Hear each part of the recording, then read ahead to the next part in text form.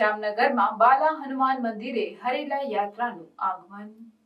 ઉત્તરાખંડની સાંસ્કૃતિક ધરોહર એવા હરેલા પર્વને રાષ્ટ્રીય પર્વ ઘોષિત કરવાની માંગણી સાથે તૃતીય કેદાર રૂપ તુંગનાથ મંદિર રુદ્રપ્રયાગથી હરેલા યાત્રાનો પ્રારંભ થયો છે।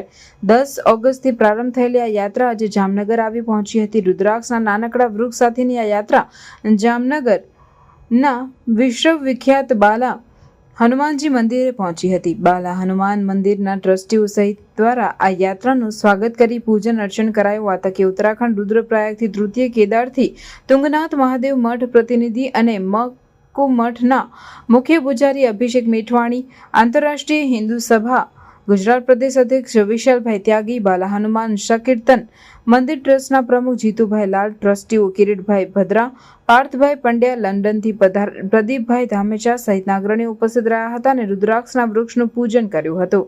આ યાત્રા રુદ્રપ્રયાગથી શરૂ થાય છે અને વિવિધ શહેરોમાં થઈ ગુજરાતના સોમનાથ મહાદેવ મંદિરે પૂર્ણ થશે।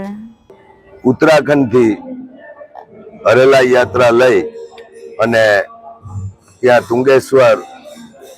તુંગનાથ મંદિર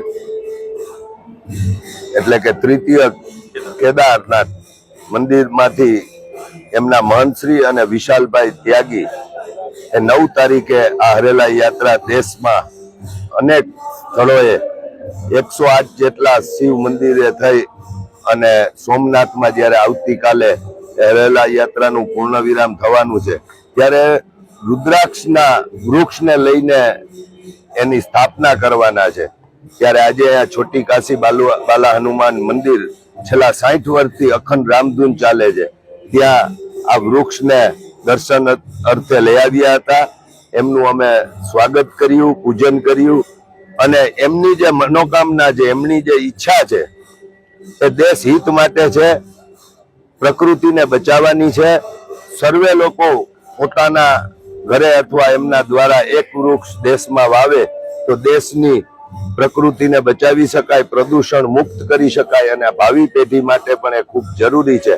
ત્યારે આ હરેલા યાત્રાને દેશમાં ઉજવવા માટેની એમની જે માંગણી છે એ માંગણી માટે એવો સફળ થાય એવી બાલા હનુમાન ભગવાનના ચરણોમાં હું પ્રાર્થના કરું છું અને દેશમાં એ પર્યાવરણ મુક્ત દેશને પર્યાવરણ બચાવવું જરૂરી છે, પ્રદૂષણ મુક્ત દેશને કરવાની જરૂર છે। એટલે આ પ્રકૃતિ બચાવવા માટેની એમની જે પ્રયાસો છે એ સફળ થાય એવી શુભેચ્છા।